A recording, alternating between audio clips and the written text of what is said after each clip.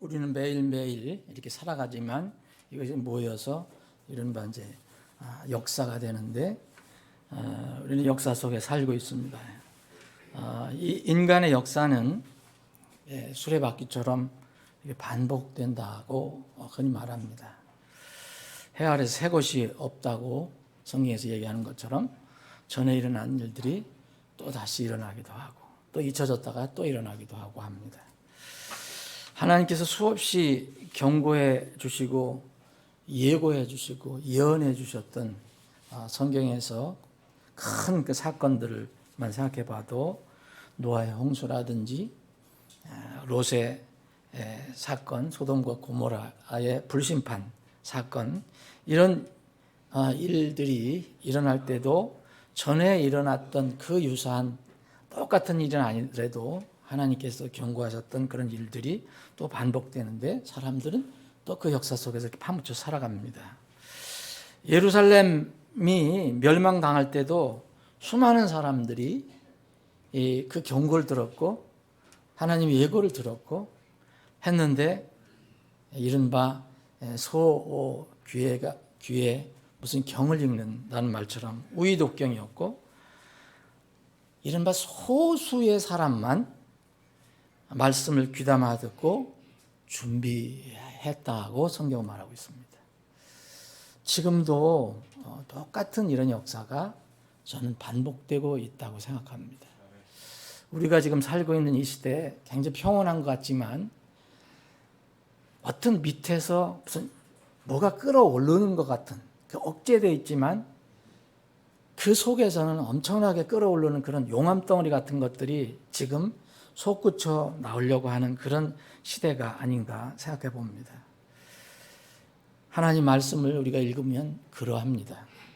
세상은 하나님 말씀에 그러나 전혀 무관심합니다. 근데 우리 하늘의 시민권자가 있는 하나님의 성도들은 하나님 말씀에 좀 민감해야 합니다. 오늘은 우리가 익숙하게 알고 있는 성경을 다시 한번 읽고 하나님께서 이루어 가시는 이 세상의 역사를 다시 한번 좀 생각해 보기를 원합니다. 욥기 12장입니다.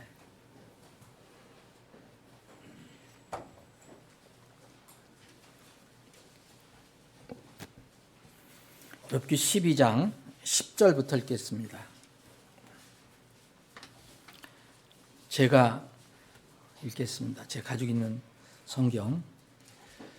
살아있는 모든 것들의 혼과, 우리 성경은 모든 생물의 혼이라고 되는데 모든 생물의 혼과 모든 인간의 호흡이 그분의 손에 있느니라. 귀가 말들을 시험하지 아니하느냐? 입이 음식을 맛보지 아니하느냐? 늙은 자에게는 지혜가 있고 많은 날을 산 자에게 명철이 있느니라.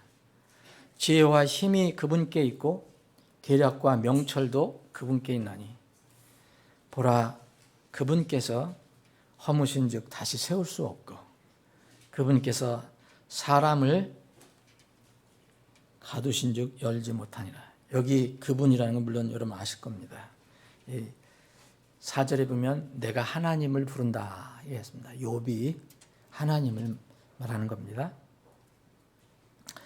보라, 그분께서 물들을 막으신 즉 물들이 마르고 또한 그분께서 물들을 보내신 즉 물들이 땅을 뒤엎나니 힘과 지혜가 그분께 있고 속는 자와 속이는 자가 그분께 속하였으므로 그분께서 좋은 자들을 노략하사 끌어가시고 재판관들을 어리석은 자가 되게 하시며 왕들의 결박을 푸시고 띠로 그들의 허리를 동이시며 통치자들을 노략하사 끌어가시고 강력한 자들을 넘어뜨리시며 믿을 만한 자들의 말을 제거하시고, 여기 이제 우리 성경은 계속 이어서 했는데 그분 하나님을 계속 강조합니다. 하나님께서 이렇게 하신다. 영어 성경 가지고 계신 분들 보세요. 그분께서 하나님께서 이렇게 하신다. 18절도 하나님께서 이렇게 하신다. 19절도 하나님께서 이렇게 하신다. 20절도 하나님께서 믿을 만한 자들의 말을 제거하시고 늙은 자들의 명철을 빼앗으신다. 21절도 마찬가지입니다. 22절, 23절, 24절 계속 마찬가지입니다. 하나님께서 통치자들을 멸시를 쏟으시고 강력한 자들의 힘을 약하게 하신다. 하나님께서 어둠 속에서 깊은 것들을 찾아내시고 사망의 그늘을 빛으로 끌어내신다. 23절 그분께서 곧 하나님께서 민족들을 흥하게도 하시고 망하게도 하시며 그분께서 하나님께서 민족들을 크게도 하시고 다시 작게도 하시느니라. 24절입니다. 그분께서 하나님께서 땅에 있는 만백성의 우리 우두머리들의 마음을 빼앗으시고 그들을 길없는 광야에서 방황하게 하시는도다. 25절 그들이 빛이 없는 어둠 속에서 더듬고 그분께서 그들을 술 취한 사람들 같이 비틀거리게 하시느니라. 아버지 하나님, 오늘도 저희들에게 복된 주일 허락해 주시고 몸과 마음 건강함 주시어서 이렇게 하나님 집에 모여 주님을 찬양하고 경배할 수 있게 이 귀한 기회 허락해 주심을 감사합니다. 하나님을 경배하는 자들은 이미 하나님의 은혜로 구원받은 사람들입니다.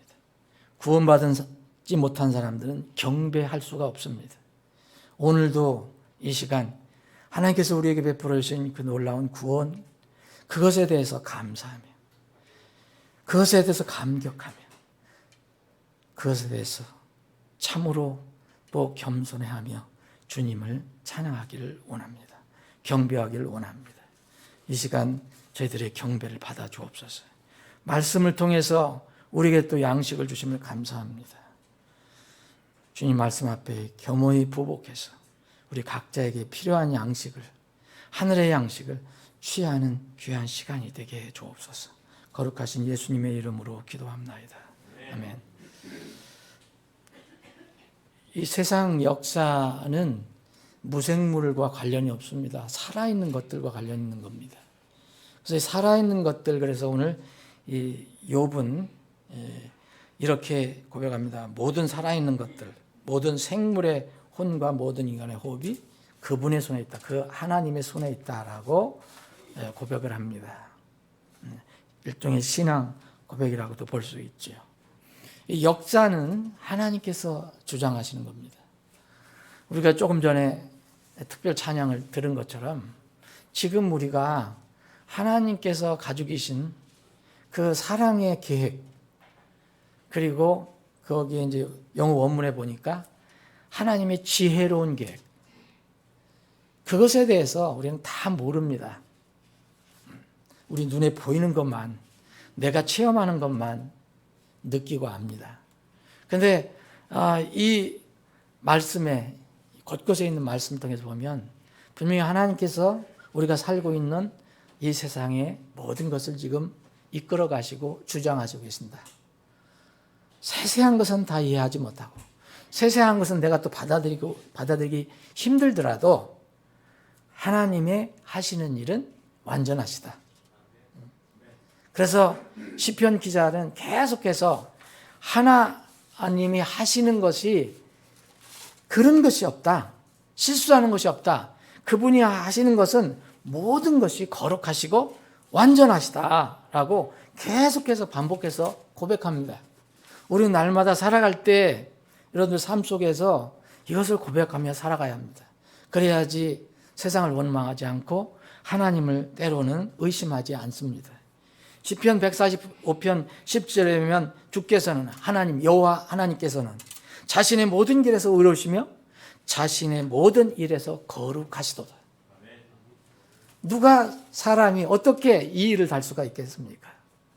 오늘 욥기 12장에 이 욥이 친구들과 대화를 나누면서 이 고백한 이 내용은 이 세상의 모든 생명, 물론 무생물도 주님께서 주장하십니다. 그걸 이용하십니다.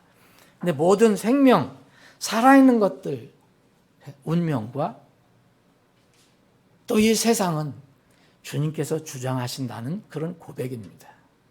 자, 첫 번째는 여기 10절에 나와 있는 것처럼 모든 사람입니다. 살아있는 것들, 그리고 모든 사람의 이 호흡을 주장하고 계신다. 호흡이 그분의 손에 있다는 것은 뭘 얘기합니까? 우리는 다 이해하지 못하더라도, 우리 미래는 다 알지 못하더라도 하나님의 우리 호흡은 손이 있다. 그분의 손에 있다. 네? 주님께서 십자가에서 돌아가실 때도 내 혼을 주께 맡기나이다 라고 말씀하셨습니다. 이 모든 사람의 사실 호흡은 주님의 손에 있습니다. 이것이 역사입니다. 대단한 사람이 어떤 놀라운 일을 하더라도 어떤 때가 되면 그 사람 사라집니다. 두 번째는 더 구체적으로 얘기합니다. 사람들 중에서 흔히 이 세상은 지금 보통 사람들은 잘 눈여겨보려고 하지 않습니다. 좀 독특하고 뛰어나고 뭐 좀 이름이 있고 그런 능력 있는 이런 사람들을 눈여겨보잖아요. 그래서 욥은 이렇게 얘기합니다. 여기 쭉 말씀하시면서 여기 17절에 보면 좋은 자들 나옵니다. 사회에서 그래도 높은, 지금 이 시대로 말할 거면 굉장히 어떤 위치가 있는 사람들이죠. 그리고 재판관들도 상류층 이런 사람들일 겁니다. 뭔가 사회 지도자들이라고 하는 사람들입니다. 또 여기 18절에 보면 왕이 나옵니다. 왕. 자, 좋은 자들, 재판관들, 왕들, 그리고 19절에 통치자가 나옵니다. 당시는 왕 밑에 또 통치자가 있었겠지만 왕도 포함해서 통치자를 한다면 이런 사람들, 자, 통치자들, 또 어떤 강력한 자들, 여기 강력한 힘이 있는 사람들, 세상에 권세 가진 사람들 많잖아요. 이런 사람들을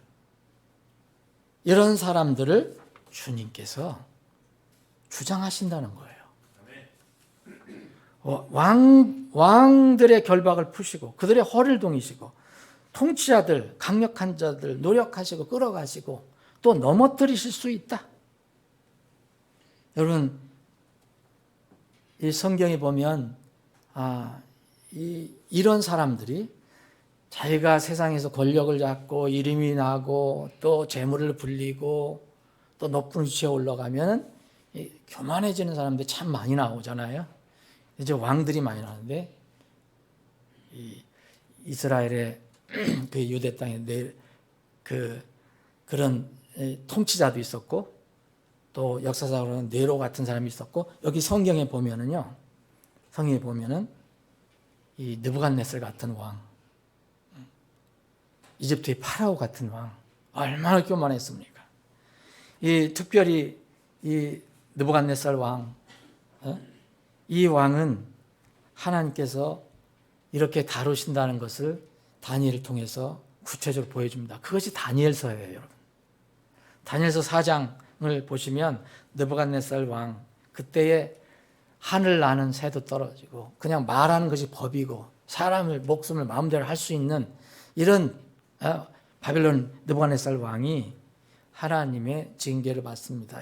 7년, 7대를 하나님께서 그냥 느부갓네살을 탁 쳐서 죽일 수도 있었지만 하나님의 계획 가운데서 이스라엘과의 관계가 있어서 그 느부갓네살을 쓰시려고 그 계획을 세우셔서 이 느부갓네살 왕을 이제 그 교만함을 완전히 없애버리시려고 7대를 짐승처럼 만들어버립니다.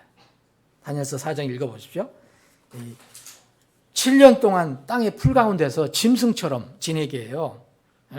소처럼 풀을 먹게 하고 또 그러니까 몸엔 이슬이 젖고 머리털은 독수리 깃털처럼 자라서 그 뭐 사람이 아니죠. 짐승이죠. 왜? 이 손톱은 발톱 손톱은 그냥 새 손톱처럼 길게 자라나고 꼭 동물이죠. 동물. 이렇게 하셨습니다. 7년 동안. 그렇게 하신 목적이 나와요. 거기에 보면. 어떻게 왜 그렇게 하셨느냐가 하나님께서 직접 다니엘을 통해서 알려주십니다.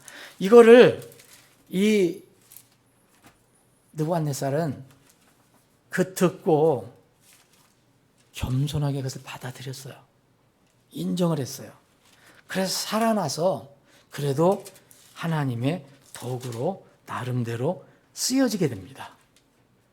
하나님께서 그렇게 하신 것이 뭐냐면 그 목적은 다니엘서 4장 17절 일부만 제가 읽어드리면 그 목적은 지극히 높으시니가 사람들의 왕국에서 다스리시고 자기 뜻대로 그것을 누구에든지 주시며 또 사람들 중에서 가장 비천한 자를 그것 위에 세우시는 줄을 산자들이 알게 하려 함이라. 우리는 지금 살고 있습니다. 자, 25절에 보면 이 소처럼 풀 먹게 하고 이슬로 왕을 적시리니 7대가 왕의 위로 지나간 뒤에야 비로소 왕이 지극히 높으시니가 사람들의 왕국에서 다스리시며 자신의 뜻대로 그것을 누구에든지 주시는 줄 알게 될 것이라. 여러분, 교만한 사람이 이런 체험하지 않고서는 정말 스스로 깨닫기는 어렵습니다. 그래서 아주 아예 처음부터 주님 앞에 엎드리는 게 좋은 거예요.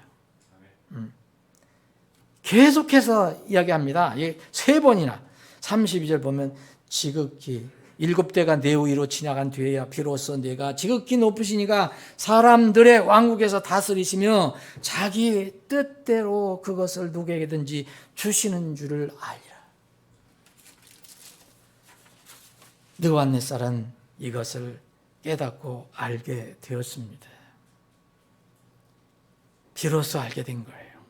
모든 통치자들, 지금 욥이 말하는 모든 통치자들 여기서 얘기하는 권력자, 백성의 우두머리, 여기에 또 보면은 여기 24절에 보면 땅에는 만백성의 우두머리들 종합적으로 얘기합니다. 다 다스린다는 거예요. 여러분, 모든 사람 하나님 다스리십니다.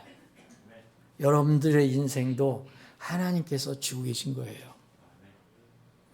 또 사람들 중에서 특출하다 하는 사람들, 세상에 지금 권력자들 지금 하늘 높은 줄 모르고 교만한 사람들이 많잖아요.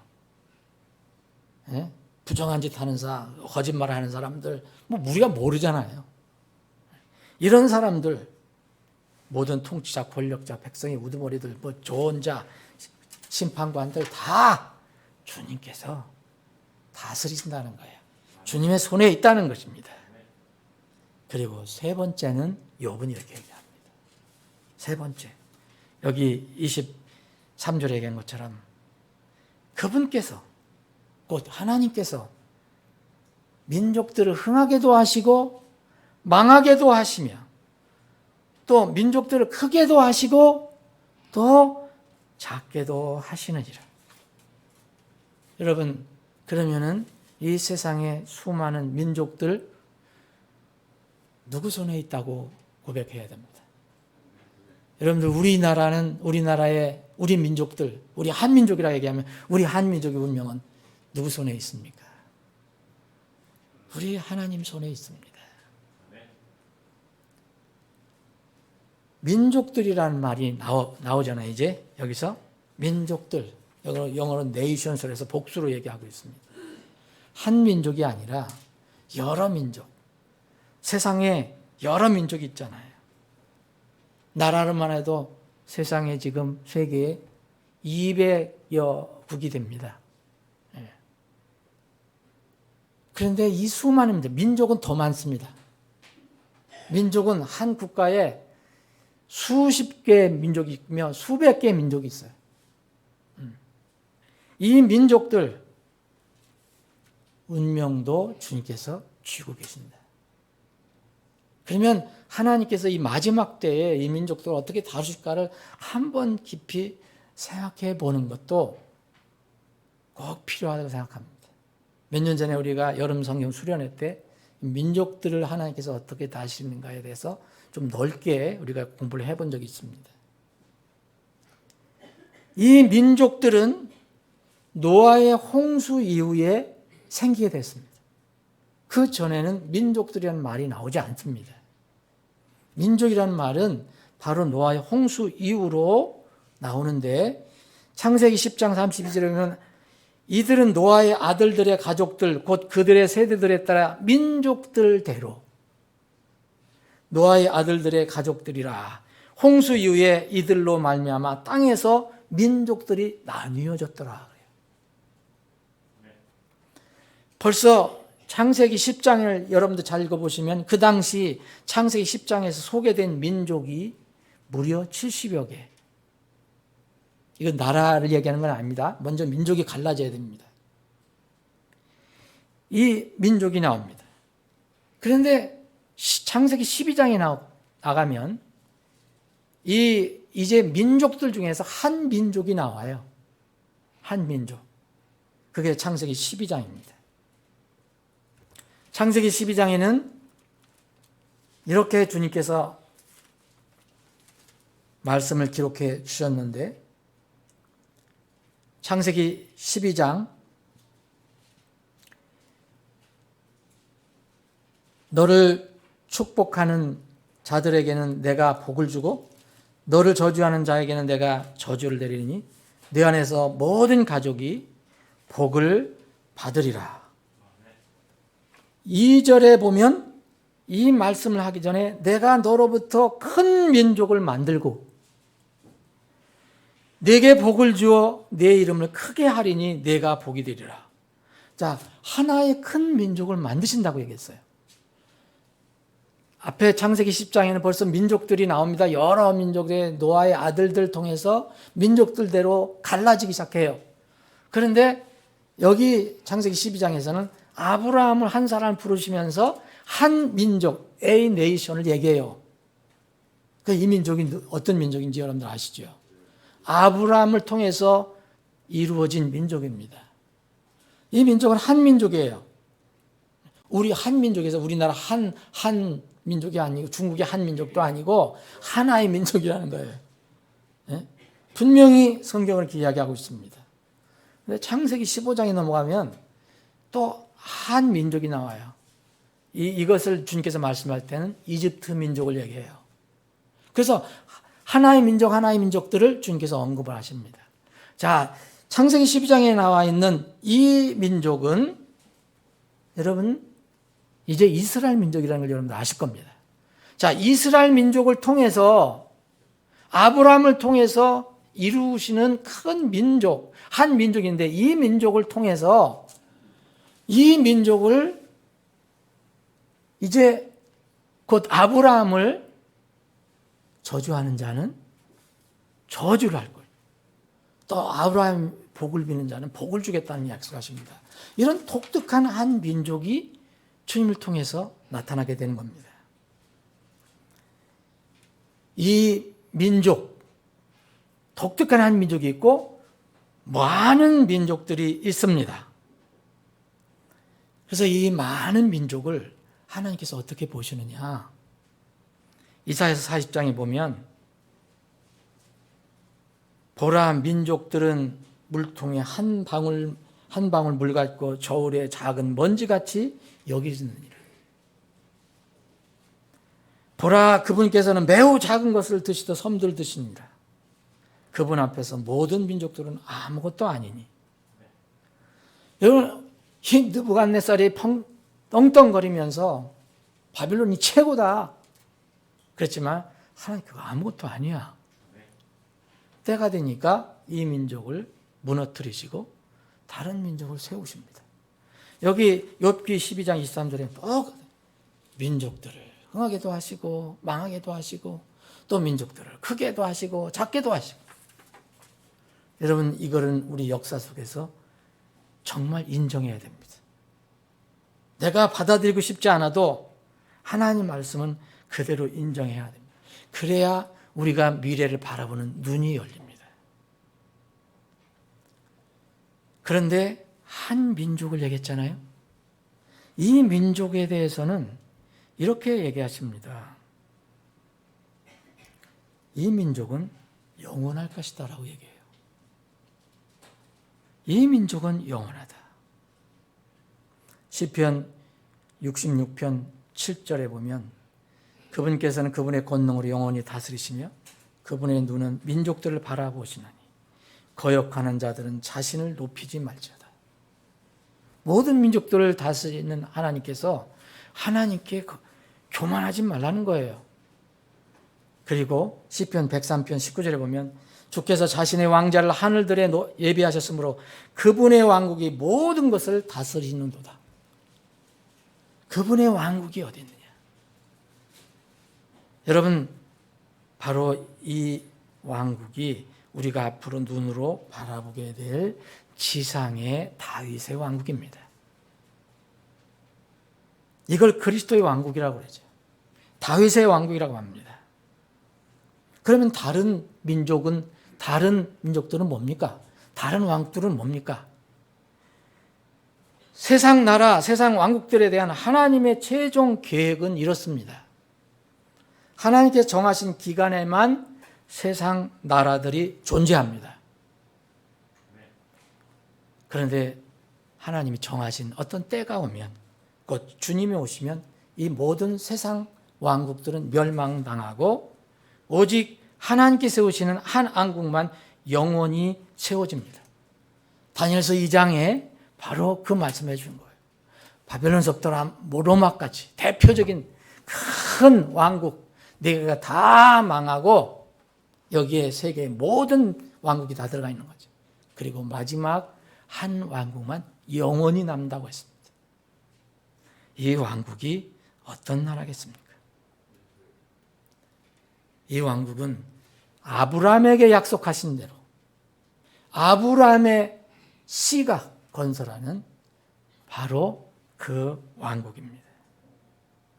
물론 이 왕국, 나라는 망하지만 민족은 살아남는 민족도 있습니다. 자, 이사야서 60장 12절에 보면 너를 섬기지 하지 아니하는 민족과 왕국은 멸망하리니 너는 이스라엘입니다. 참으로 그런 민족들은 완전히 피폐하게 되리라. 그리고 여러분 요한계시록 읽어보면 뒤에 마지막 환란 때 하나님께서 심판할 때 보면 많은 민족들이 나옵니다. 그런데 어떤 민족들은 이제 심판을 받는다고 나와요. 근데 끝까지 여러분들 살펴보시면 구원받아서 살아있는 민족들도 나옵니다.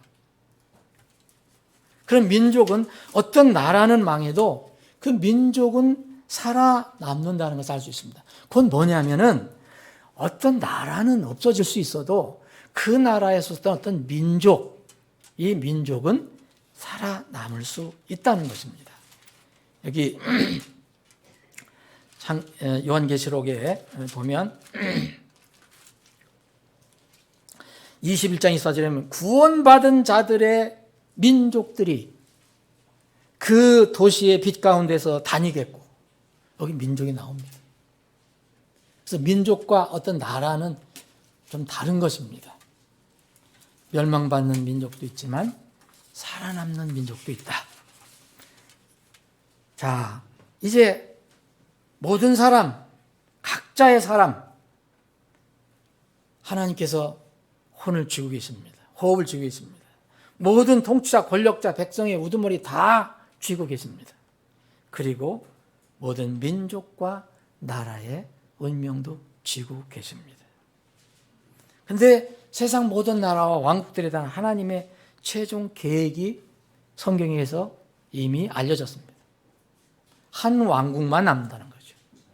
나머지 나라는 없어져. 이거 받아들이기가 어렵습니다. 세상 사람들 지금. 그리고 세상 사람들 모르고 성경을 모르는 사람들은 이런 말 들으면 저 사람 돌았다 하고 얘기할 거예요. 저 헛소리 한다고. 여러분, 한국 영원히 우리가 마르고 닳도록 애국가도 있지만 영원히 있으면 좋겠죠. 우리 한민족은 살아남을 수 있어도 한국이라는 나라는 존재하지 않습니다. 미국도 마찬가지입니다. 영국도 마찬가지입니다. 중국 지금 막 떵떵거리고 범 무서운 줄 모르고 이렇게 저기 하는데 중국 없습니다. 성경에서. 사라집니다. 물론 그 민족은 살아남을 수 있습니다. 여러분, 이런 관점에서 아브라함의 복에, 주님께서 말씀하신 아브라함의 복, 그리고 다른 민족과의 관계를 한번 생각해 봐야 됩니다. 노아의 아들로부터 시작된 이 민족은, 이 민족들, 수많은 민족들, 그런데 이 민족들은 어떤 독특한 민족과 연관이 있다는 거예요. 그래서 그 중에 다른 민족들에게 복이 되기도 하고 저주가 되기도 하는 더 특이한 민족이 바로 이스라엘입니다. 야곱의 고난이 끝난 뒤에 주님의 재림이 일어날 거 아닙니까? 이때 세워지는 것이 천년왕국이에요.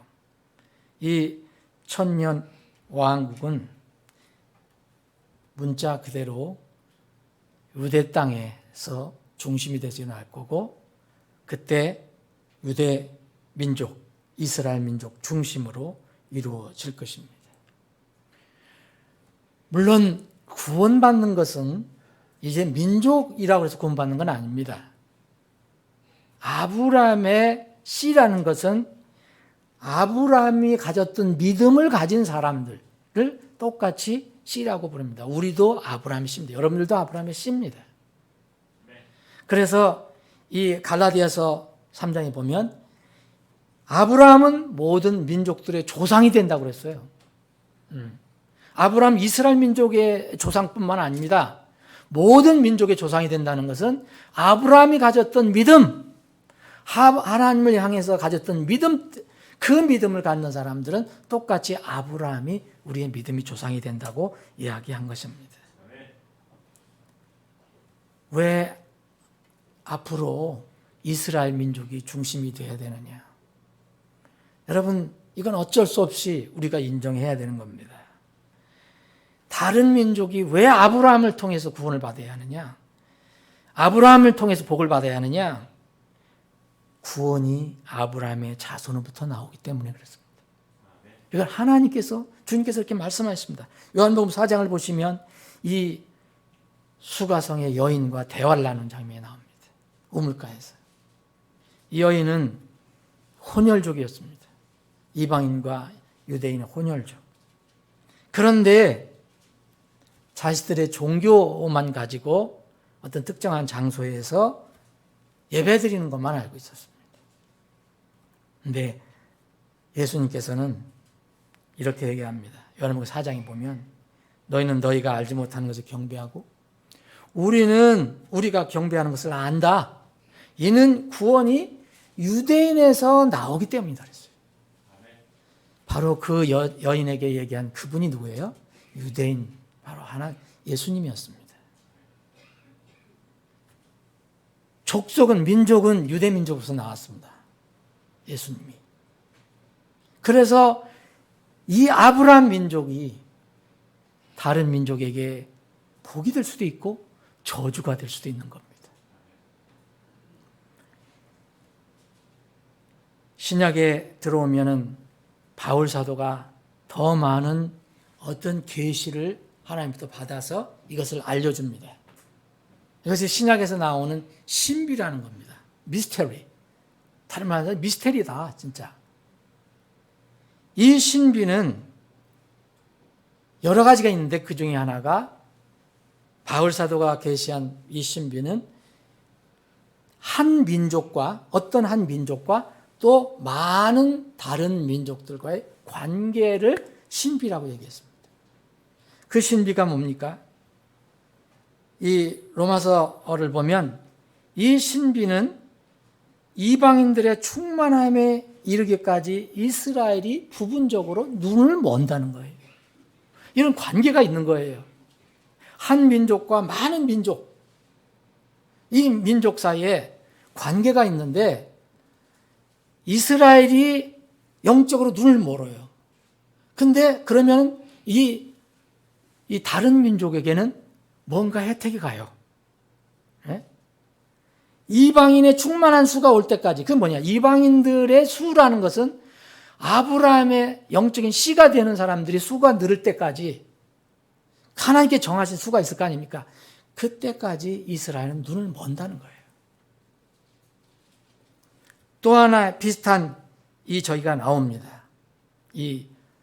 그 신비가 나오는데 이것은 예루살렘과 예루살렘 시와 이방인의 신비예요. 예루살렘은 이 이스라엘의 대표죠. 상징이죠. 근데 이방인의 수가 어떤 때까지 채워질 때까지 이스라엘의 예루살렘이 이방인 발밑에 짓밟힌다는 거예요. 이게 신비예요. 이때는 언제 완성될지 아무도 모릅니다. 그런데 그때가 가까워 왔다라고 우리가 그렇게 믿는 것입니다. 그래서 예수 그리스도의 왕국이 세워지면 다른 민족들에게는 복이 돼, 살아남은 민족들은 복이 돼서 그때 천연한국에 엄청난 복을 누리게 되는 것입니다. 물론 지금 영적인 복을 우리가 받고 있습니다.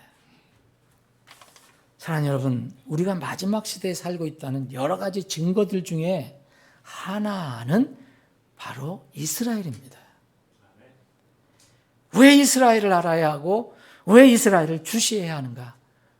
우리 마음 선호에 달려 있는 게 아닙니다. 이건 하나님 말씀에 달려 있어요. 지금이 어느 때인가를 알 수 있는 것이 바로 큰 좌표가 이스라엘입니다. 여러분, 지금 이스라엘만 살펴보면 이스라엘에 많은 사람들이 귀환하고 있습니다. 이건 구약시대에 예수님께서 하나님께서 다 예언하신 거예요. 구약에서 백성들을 그 땅으로 모실 것을 수없이 예언하셨어요. 지금 전 세계 유대인들이 1350만 명이라고 하는데 전 세계 유대인 그중에 700만 명이 이스라엘 땅에 지금 살고 있다고 하는데 역사상으로 처음 이렇게 많은 유대인들, 전 세계에 흩어져 살던 유대인들이 대부분 외국에 흩어져 살았고 아주 소수의 유대인들만 거기에 땅이 있었는데 그래서 항상 이 비율이 계속되다가 최근에 이제 훨씬 많은 사람들이 이 팔레스타인의 유대인으로 지금 살고 있다고 합니다. 이와 맞물려서 거의 1500년, 어떤 학자는 1500년, 그러니까 AD 100년쯤에 이제 성경이 완성이 되고 그때쯤서부터 이제 이스라엘 백성들이 어떤 자기 나라 말을 잃었다고 이야기하는 학자들도 있는데 어쨌든 간에 1500년이든 1900년이든 2000년 동안 히브리어는 죽은 언어가 됐습니다. 히브리인들이 다 세상에 흩어졌기 때문에 자기들이 그 나라에 가서 살다 보니까 그 나라 말에 동화가 됐어요. 그래서 거의 히브리 말이 쓰이지 않았어요. 물론 소수의 그 히브리인들이 계속 그 땅에서도 히브리 말을 썼어요. 그래서 그게 그 나라 말과 연결되어서 독특한 히브리어가 되고. 그런데 지금 그 죽었던 언어가 기적적으로 부활이 돼서 지금 이스라엘 땅에서는요, 일상생활을 다 히브리어로 합니다. 이것은 놀라운 일입니다. 두 번째는 지금 이스라엘 땅에 이른바 메시아닉 주가 아주 빠른 속도로 늘어나고 있다고 합니다. 메시아닉 주라는 것은 유대인인데, 혈통상으로 유대인인데 메시아, 곧 예수 그리스도를 메시아로 받아들이는 사람을 얘기합니다. 우리말로 하면 크리스찬이죠. 기독교 신자죠. 한 랍비가 말한 것으로 이렇게 근거를 하면 지난 1900년간 예수를 믿게 된 유대인의 숫자보다 1900년 동안 유대인들은 전혀 예수를 인정하지 않았습니다. 지난 1900년간 예수를 믿게 된 유대인의 숫자보다 지난 19년간, 18년에 한 말입니다. 이게 딱 이제 이스라엘이 독립하고 1948년 독립하고 70년이 됐을 때 한 말입니다. 2018년에 이 지난 1900년간 예수를 믿게 된 유대인 숫자보다 지난 19년간 예수님께로 돌아선 숫자가 훨씬 더 많다. 여러분 1948년 이스라엘이 건국할 때 이 메시아약주가 3가정 내지는 4가정이었다고 합니다. 그럼 몇 명이었습니까, 여러분? 메시아약주가. 교회도 물론 없었고요. 그런데 70년이 지난 2018년 현재 이스라엘 땅에 이 메시아약주, 그러니까 크리스찬, 우리와 같은 믿음을 가지고 있는 교회가 300교회.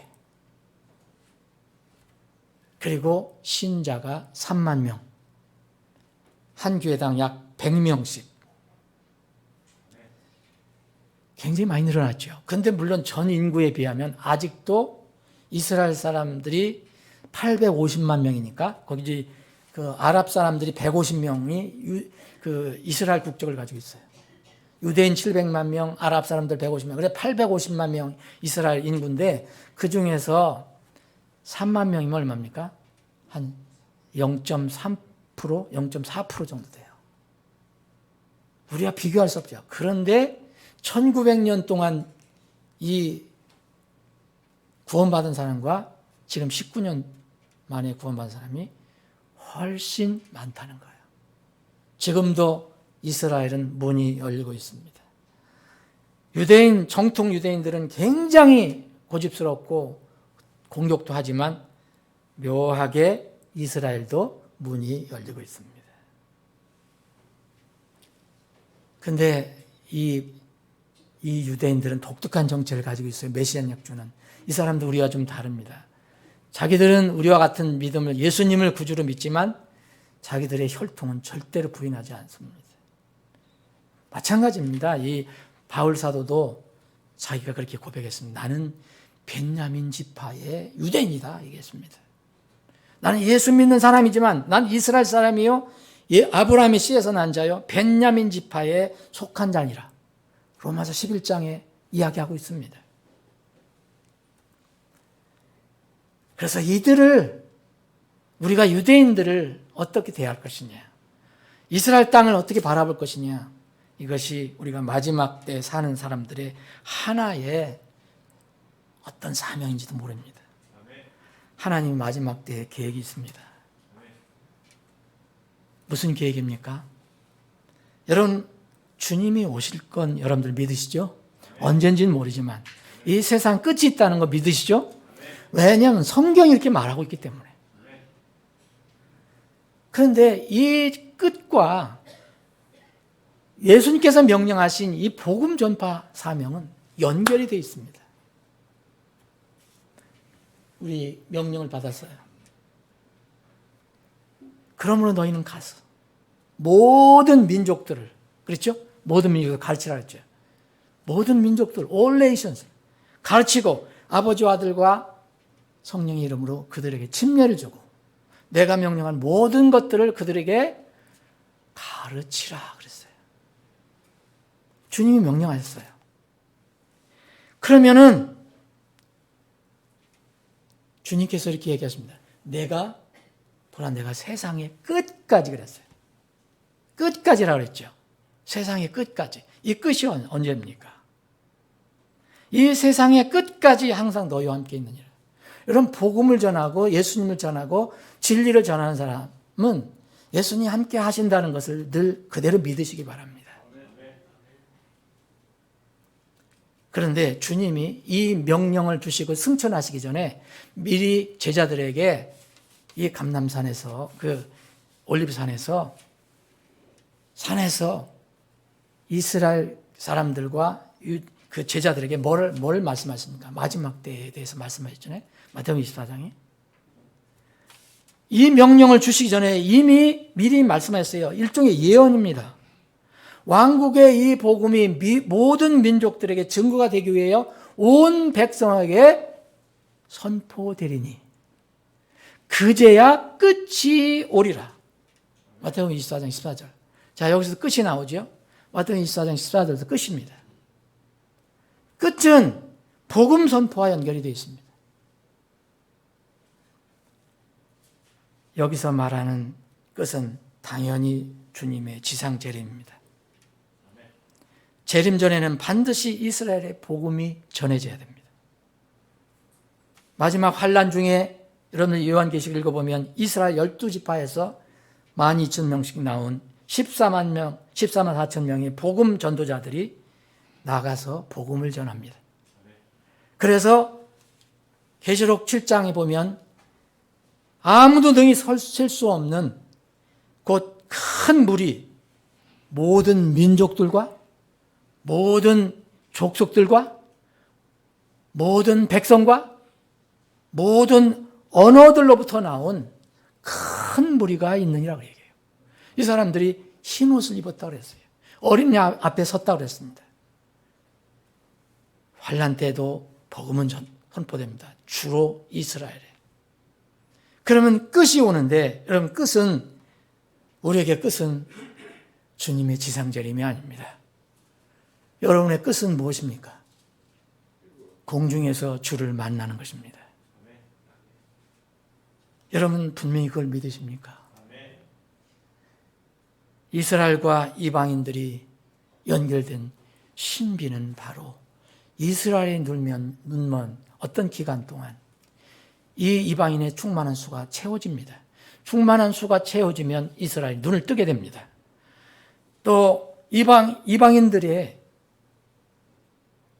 이 발이 예루살렘을 짓밟는 기간이 있는데 때가 되면 이 시간이 끝납니다. 이때는 아무도 알 수 없습니다. 그런데 이 때가 가까이 오고 있다는 것입니다. 말씀을 마무리를 해보겠습니다. 이스라엘은 하나님의 마지막 계획의 한가운데 있는 민족입니다. 지금 이스라엘을 무시하는 사람들이 많습니다. 잘못된 이 신학 사상으로 인해서. 이스라엘이 다 교회로 흡수가 됐다. 그렇지 않습니다. 그러면 하나님 말씀을 부정하는 것이 됩니다. 독특한 한 민족이 있습니다. 왜 우리 한국 민족을 택하시지, 왜 그 민족을 택하셨느냐, 그 항의해봐도 소용없습니다. 하나님 주권 가운데 있는 것입니다. 그런데 이 왕국은 이스라엘 중심으로 세워질 이 왕국, 이 다윗의 왕국은 그리스도의 왕국이 될 것입니다. 이 왕국은 영존한 왕국이라. 주의 왕국은 영존한 왕국이요 주의 통치는 모든 세대에 두루 지속되리라. 그리스도의 왕국, 곧 다윗의 왕국이 중심될 이스라엘을 마지막 때 어떻게 바라볼 것인가? 세상은 이스라엘을 미워하지만 하나님께서는 이스라엘을 위해서 기도하라고 얘기합니다. 이스라엘 형제처럼 여기라고 말씀하십니다. 이스라엘 형제처럼 여기라고 말씀하신 그 결과를 마태복음 25장에 민족 심판에서 설명하고 계십니다. 마지막에 그렇게 심판하실 것입니다. 예루살렘의 화평을 위해 기도하라. 너를 사랑하는 자는 형통하리라. 이스라엘을 사랑하는 자, 예루살렘을 사랑하는 자. 현재 약 200여 개국의 나라가 있습니다. 유엔 회원국 기준으로는 193개인가 195개국이 됩니다. 올림픽 기준으로는 훨씬 더 많고 또 무슨 월드컵 기준으로는 훨씬 더 많습니다. 200 몇 개가 넘습니다. 이게 민족으로 구성되어 있기 때문에 나라는 나라보다 민족은 훨씬 더 많습니다. 이 수많은 민족과 나라 중에서 주님 재림 전에 마지막 때 주목해야 할 두 나라가 있습니다. 두 나라는 바로 이스라엘과 한국입니다. 왜 한국이 마지막 때에 눈여겨봐야 할 나라인가? 이 부분은 다음 주에 계속해서 말씀드리겠습니다. 우리는 우리 나라와 민족을 위해서 날마다 기도하고 있습니다. 또 우리는 이스라엘을 위해서 기도하고 있습니다. 왜 우리가 이스라엘을 위해 기도하고 우리 민족을 위해서 기도해야 하는지 그 이유가 성경에 있습니다. 사랑하는 여러분, 하나님의 역사는 지금 계속 흘러가고 있는데 그 역사가 성취될 때가 가까이 다가오고 있습니다. 여러분들이 이 세상의 역사에서 하나님의 역사 한가운데서 여러분들은 무엇을 의미하고 있습니까? 여러분들의 삶은 하나님의 역사 속에서 무슨 의미가 있습니까? 하나님께서 여러분들과 우리 교회와 우리 민족과 우리 나라를 하나님의 영광의 도구로 쓰시기를 기도합니다. 기도하겠습니다. 아버지 하나님, 하나님의 역사는 말씀에 의하면 정말 정확하게 성취되어 가고 있음을 저희들이 고백합니다. 이 역사 가운데 독특한 한 민족, 이스라엘 민족을 우리가 어떻게 바라봐야 할 것이고 또 수많은 민족들 가운데서 우리가 속해 있는 이 한 민족, 한국은 어떤 의미가 있는지 말씀을 통해서 저희들에게 깊은 깨달음을 허락해 주시기를 원합니다. 그래서 마지막 때를 살아가는 우리가 가치 있는 삶을 살 수 있도록 저희들을 도와주시고 인도해 주시옵소서. 우리 각자를, 우리 사랑하는 지체 각자를, 우리 가정을, 우리 교회를, 우리 민족을 하나님의 영광의 도구를 위해서 크게 써 주시옵소서. 거룩하신 예수님의 이름으로 기도합니다.